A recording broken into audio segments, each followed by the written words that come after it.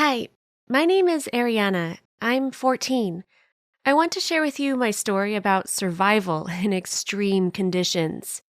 This year, my parents celebrated 20 years of living together, and my dad gave my mom just a stunning gift, a trip on a cruise ship. My mom actually didn't expect to receive such a gift, although she had dreamt about it her whole life. And of course, she cried with happiness and anticipation of the journey. I cried too because I was really happy for my mom. The last year was really difficult for her. I think she deserved the fulfillment of her dream. I didn't want to go on a cruise with my parents at all, but the tickets were bought for 3 and I didn't want to upset my mother, so I had to pack for our trip. After 2 days, we got on the plane on which we had to fly to the port city from which our liner departs. On the plane, I met a professional diver who was also heading to the port. But he was going to sail along the coast in his yacht to avoid getting into the storm. What? What storm? I was scared. And this man said that over the past years, he has learned to analyze the behavior of the sea and predict the upcoming storms and hurricanes. And right now, very strong winds are expected in the sea. My dad interfered in our conversation and asked him not to scare the child and assured me that everything would be fine and that I should think only about our unforgettable vacation. I'd given it some thought and decided that my panic would just ruin not only my journey, but also the journey of my parents, so I got distracted by reading a book. That evening, we were already on the ship. I was just thrilled. It turned out to be so huge and beautiful. It seemed to me there was everything on board, all the pleasures, even a cinema and a pool. It turned out there was nothing to worry about traveling in this way. Small waves smoothly rocked us from time to time, and my parents and I sat at the table, slowly drank fruit juices, and enjoyed the sunset. When it got dark, I wanted to sleep and told my parents that I would go to the cabin and they could enjoy a beautiful evening alone with each other. They kissed me and promised they wouldn't stay out too long. When I got to the cabin, I immediately fell asleep since my day was very busy and I was very tired, packing my bags, the airport, flying, that crazy diver, and waiting to board the ship. I didn't know how much time I slept, but I woke up from the terribly loud sound that rang on the ship. Everything was swinging and spinning. It was difficult to understand what was happening, so I decided to try to get out of the cabin to find my parents. I hardly reached the door, and when I tried to open it, it was very difficult to keep my balance. I saw that water was flowing across the floor between the cabins from the side of the stairs, to which several people ran past me. When I left the cabin to run after them, the pressure of water sharply increased, and the unfortunate ones were simply washed away. I managed to come back.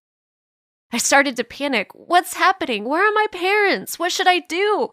Hundreds of thoughts were spinning in my head, but I couldn't focus on any of them. The only thing I remembered was the words of that diver who said that during a shipwreck, you need to identify which part of the ship is raised up and try to get to it.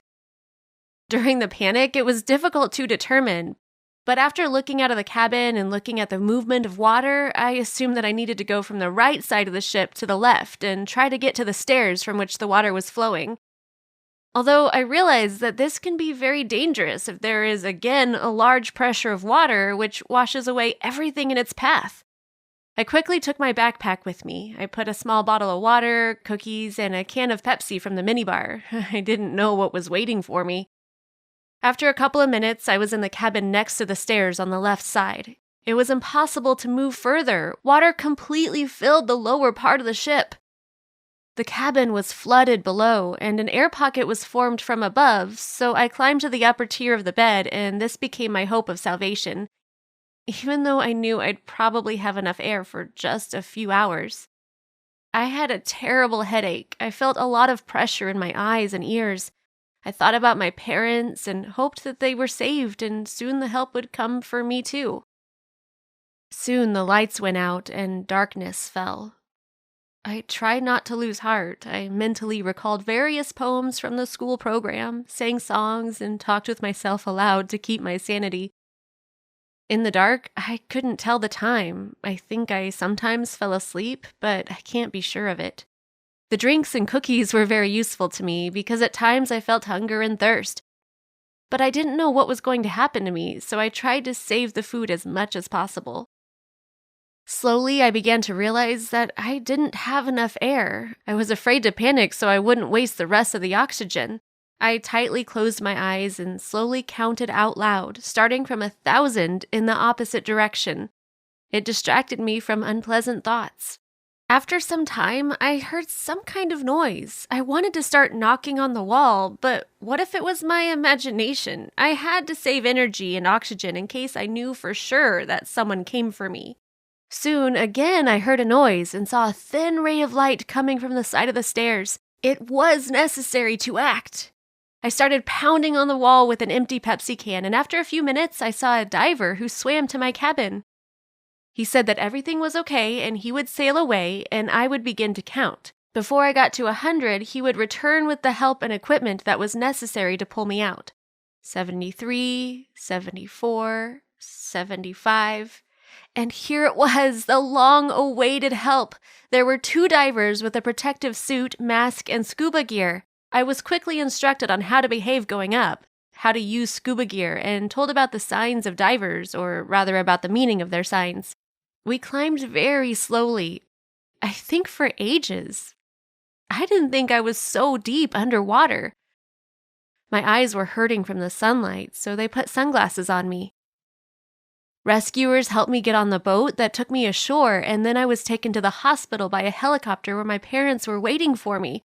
Oh, how happy I was to see them safe and sound. It turned out that when the wave covered the ship, they were prohibited to go down to find me. They put on life jackets and were picked up by the Coast Guard on a boat. All this time, my parents were really worried. They were told that there was no chance of finding me alive, and my salvation was a real miracle. In total, I stayed underwater for 65 hours. That's almost 3 days. Imagine. I believe that all meetings in our life are no coincidences. I don't think I could have survived if it wasn't for that diver from the plane. Have you ever had a story of getting into extreme situations? Share them in the comments. And don't forget to like and subscribe to the channel.